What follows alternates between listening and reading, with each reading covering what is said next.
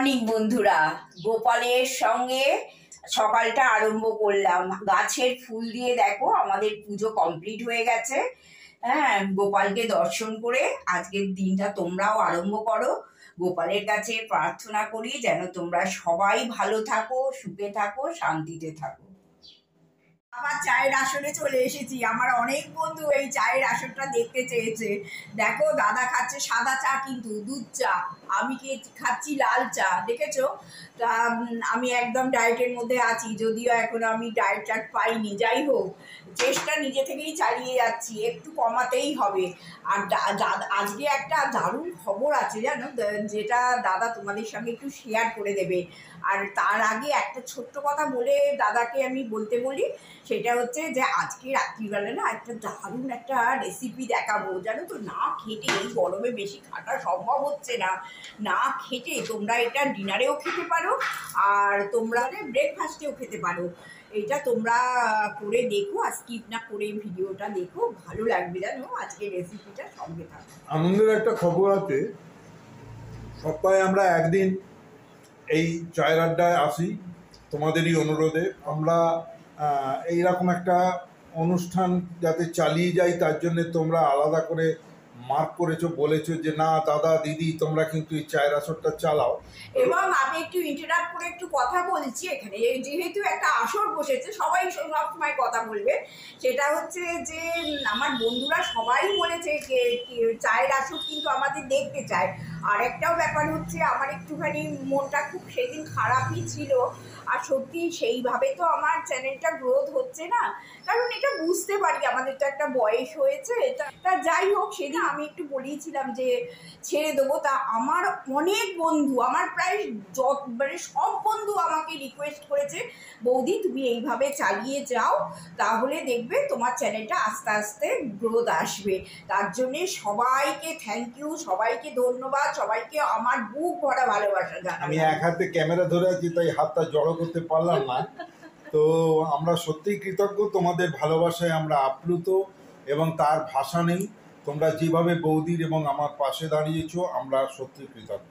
আর একটা বড় আনন্দের খবর আছে, যেটা জানিয়ে রাখি, সেটা হচ্ছে তোমরা জানো যে আমরা দার্জিলিং গিয়েছিলাম গত 1 মাস আগে, এবং দার্জিলিংয়ে আমরা ডলফিন গ্রুপসে কাঞ্চনজঙ্ঘামুখী ঘরে ছিলাম।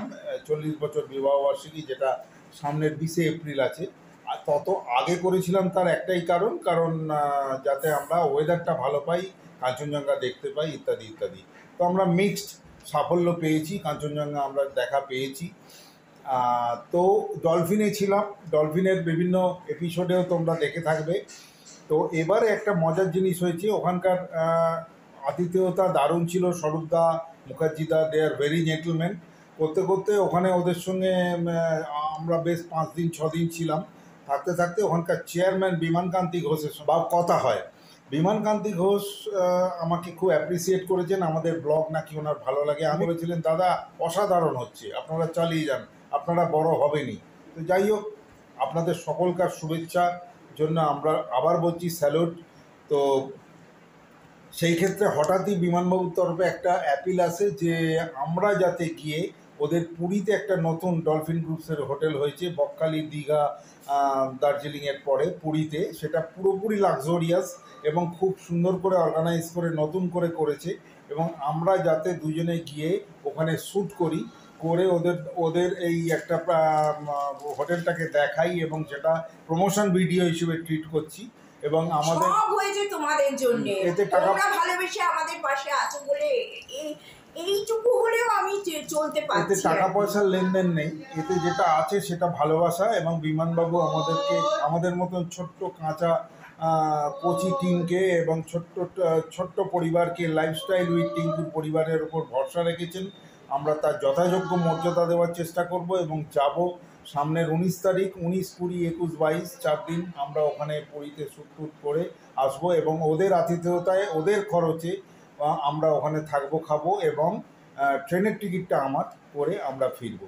তো তোমাদেরকে এই আনন্দের খবরটা জানালাম। তোমাদের পাশে চাই, তোমাদের সঙ্গে নিয়ে আমরা এগোতে চাই।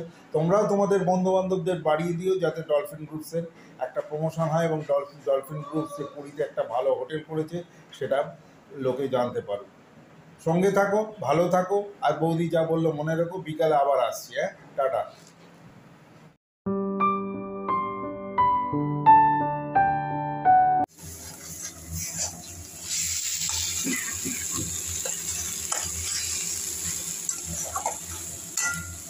দেখো বন্ধু, বিভিন্ন ভূমিকায় বৌদি বলেন, আমি আজকে একটু বৌদিকে রিলিফ দিয়েছি। তার কারণ তোমরা জানো বৌদি ডায়েটিশিয়ান, এবং তার মোটামুটি হিন্ট পেয়ে, এখনো যদিও উনি চার্ট দেননি, তো নিজের ওজন কমানো, হাঁটু যাতে মেয়ে বলেছে বডির ওজন কমাও, না হলে তুমি পা নিয়ে আরও ভুগবে। তো বডির ওজন কমানোর জন্য তেল মশলা কম এবং যতটা সোজা সাপটা খাওয়া যায় সেটার জন্য আলাদা রকম প্রিকশন নিচ্ছে। তাতে আমার একটু আধটু হয়তো হেরফের হচ্ছে, কারণ মিষ্টি তো এমনিই খেতাম না, ব্রাউন সুগার একটু আধটু খাই, সুগার ফ্রি প্রায় ব্যান্ড হয়ে গেছে, নুন প্রায় নেই বললেই চলে, তেল মশলা নেই বললেই চলে। তো তার মধ্যে আমি ঠিক করলাম, এমনিতেই তো বৌদি মাছ মাংস ডিম কিছু খায় না, ডিম খেলেও সাদা অংশটুকু খায়, কুসুম খায় না। তো আমি আলোচনা চলাকালীন যিনি আমাদের ডায়েটিশিয়ান তার সঙ্গে বলেছিলাম যে ওকে যদি আমি রোল বা কোনো ওই জাতীয় জিনিসের চিকেনকে কায়দা করে খাওয়াই, তার মধ্যে দিয়ে ও কিন্তু সেটা খেয়ে নেয়। কিন্তু এমনি যদি ওকে চিকেন রেঁধে দেওয়া হয়, ও ঝোল আলু নেবে আর একটু হাড় চুষে বাকি মাংসটা ছাড়িয়ে আমায় দিয়ে দেবে। তার মানে আমার লাভ কি হলো? তার পেটে একটু চিকেন গেল না, এমনি মাছ খায় না জন্মাবধি। তো সেই ক্ষেত্রে ঠিক করেছি যে এইরকম মাঝে মধ্যে করবো, পুরো চিকেন না এনে আবার পাউরুটি খেতে বলেছে। মজার ব্যাপার হচ্ছে, আমরা পরবর্তীকালে মানে ধরো আমি নর্মাল যেমন মাংস করে সেইরকম মাংস করছি, খুব কম তেল, খুব কম মশলা ইত্যাদি দিয়ে। কিন্তু এটার পরে বৌদি সেকেন্ড পর্যায়ে যেটা রাঁধবে সেটা কিন্তু তোমাদের পুরোটা দেখার আছে। কিরকম না, বড় পাউরুটি পাওয়া যায় বিগ সাইজ, এবং সেই পাউরুটিতে সেঁকে নিয়ে তার উপরেতে এইসব মশলা করি দিয়ে, চিকেন দিয়ে, নানা রকম জিনিস দিয়ে একটা বানায়, যেটা ওটিজিতে রান্না হয়। সেই ওটিজিতে রান্নার প্রসেসটা কীভাবে করছে, কতক্ষণ সময় দিচ্ছে এবং কেমনভাবে ডিসপ্লে করাচ্ছে, এগুলো কিন্তু বৌদির পার্ট।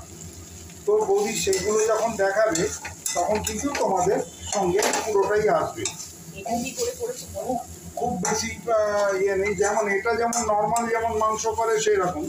প্রথমে তেলেতে একটু ফোড়ন দিয়ে সামান্য ওই ব্রাউন সুগার দিয়ে, যাতে এর রঙটা ঠিকঠাক থাকে, তারপর পেঁয়াজ ভেজে ভালো করে লাল করে, আদা রসুন এবং হলুদ লঙ্কা নামমাত্র দিয়ে, আর তার সঙ্গে সঙ্গে চিকেন দিয়ে খালি কষা হবে। যতটা কষা হবে এইখানেই অর্ধেকের বেশি সেদ্ধ হয়ে যাবে, কারণ তো প্রেসার কুকারের কোনো ব্যাপার নেই। যত বেশি কষা হবে তত বেশি সেদ্ধ হবে। আর চিকেন বুঝতেই পারছো, এইসব বোনলেস চিকেন মানে হচ্ছে তোমার নর্মালি ব্রেস্ট থেকে বার করা, সুতরাং সেগুলো সেদ্ধ হতে একটু সময় লাগে। তো সেগুলো সেদ্ধ করতে গেলে আমাকে একটু বেশি সময় কষতে হচ্ছে। তো বৌদিকে বললাম, তুমি তো সবসময় রান্না করো, আমাদের বন্ধুরা, আমাদের ভিউয়াররা সবাই তোমাকে রান্না করতেই দেখে, আমাকে দেখে না। তো আমি তোমাকে একটু রিলিফ দিই। আগে কি করতাম, রবিবার রাতে দিত বৌদি, এখন আর দেয় না। তো সেইগুলোর জন্য আমি নিজে এসেছি এই খন্তি হাতে, হ্যাঁ, সাঁড়াশি হাতে। দেখো এই হচ্ছে অবস্থা। তো তাই দিয়ে তোমাদের কিছুটা দেখানোর চেষ্টা করছি যে বৌদিকে আমি রিলিফ দেওয়ার চেষ্টা করছি। একদিন, এক বেলা, দিন বলাটা ভুল, বেলা। তো পরে বৌদি আসছে। গুড ইভিনিং বন্ধুরা। দাদা তো তোমাদের দেখিয়ে দিয়েছিল চিকেনটা রান্না করার সময় কিছুই না, পেঁয়াজ, আদা বাটা, রসুন বাটা, টমেটো, একটু হলুদ লঙ্কা দিয়ে জাস্ট চিকেনটা কষিয়ে রেখেছে।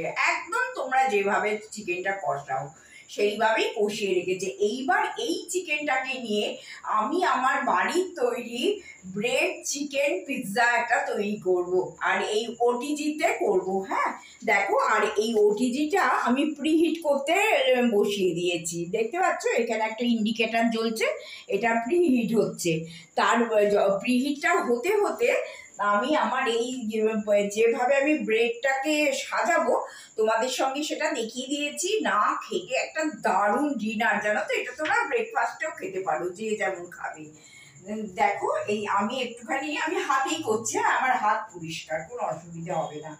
এই দেখো একটু চিকেনের এই পিস দিয়ে দিলাম এর মধ্যে। আচ্ছা, এর মধ্যে চিকেনের পিসগুলো দিয়ে দিলাম। এবার কি করবো বলো তো, এই যে কিছুই নয় কিন্তু খেতে ভারী ভালো হয়। আমার কথা শুনে বন্ধুরা একবার খেও। আমার মনে হয় চ্যানেলে দেখানো আছে, আমি ঠিক খেয়াল করতে পারছি না। যাই হোক, আমি করছি, আবার তোমাদের সঙ্গে একটু শেয়ার করে দিচ্ছি। হ্যাঁ, এই যে চিকেনের এই পিসগুলো এইভাবে সাজিয়ে নিলাম এর মধ্যে। এরপরে দেখো একটু পেঁয়াজ দিয়ে দিলাম, আর একটুখানি ক্যাপসিকাম দিয়ে দিলাম, একটুখানি ক্যাপসিকামও দিয়ে দিচ্ছি, আর একটু টমেটো দিয়ে দেবো। হ্যাঁ, ছোট ছোট টমেটো যেগুলো আছে, বেবি টমেটো, ওইগুলোই আমি কেটে রেখেছি। বড় টমেটোগুলো আমার অসুবিধা হয় এর মধ্যে দিলে। একটুখানি আমি এর মধ্যে এইভাবে সাজিয়ে দিলাম। তারপরে দেখো কি করছি, মোটামুটি আমার সাজানো হয়েই গেছে।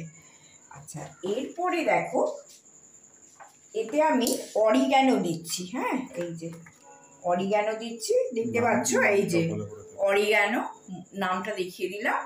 একটুখানি যে কোনো শপিং মলেই এখন অরিগ্যানো পাওয়া যায়, কোনো ব্যাপার না, সব জায়গায় এগুলো এক একটা হার্বস, এবং এর ভীষণ সুন্দর একটা গন্ধ আছে যেটা খেতে খুব ভালো লাগে।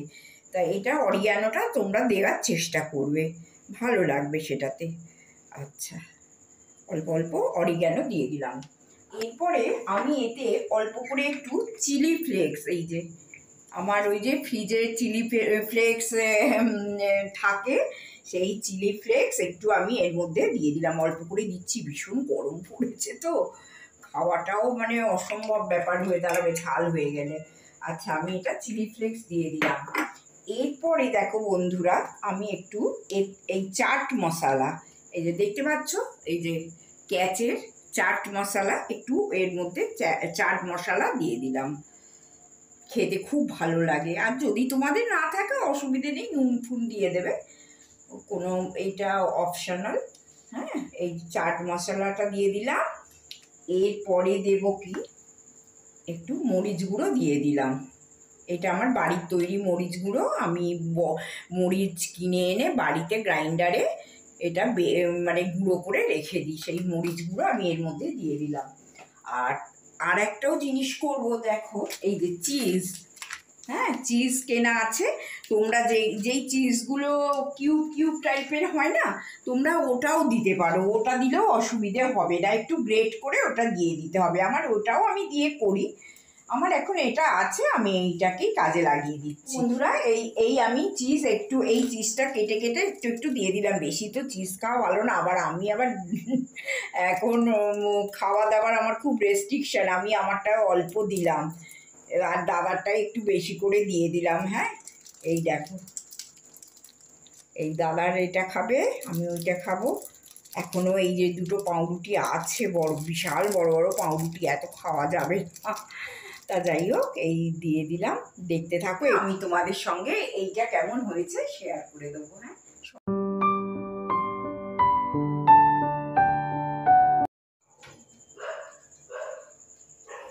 বন্ধুরা, দেখো আমি এইটাকে ঢুকিয়ে দিলাম। হ্যাঁ, এটা প্রায় 15 to 20 মিনিটস এটা হবে আর কি, একটু দেখতে হবে মাঝখানে। 200 ডিগ্রি টেম্পারেচার, আর এটা 200 ডিগ্রি টেম্পারেচারে হচ্ছে। হ্যাঁ, আর তোমাদের যদি না ওটিজি থাকে তাতেও কোনো অসুবিধে নেই, একটা ননস্টিক কড়া বা চাটু বসাবে, সেইটাতে দিয়ে আর ঢাকা দিয়ে করে নিতে পারো, কোনো অসুবিধে নেই। যে সবসময় ওটিজি থাকতে হবে করতে পারবে তা নয়, কিন্তু ভীষণ না খেতে একটা দারুণ ডিনার তোমাদের দেখালাম, তোমরা কেউ কেউ ব্রেকফাস্টেও এটা খেতে পারো।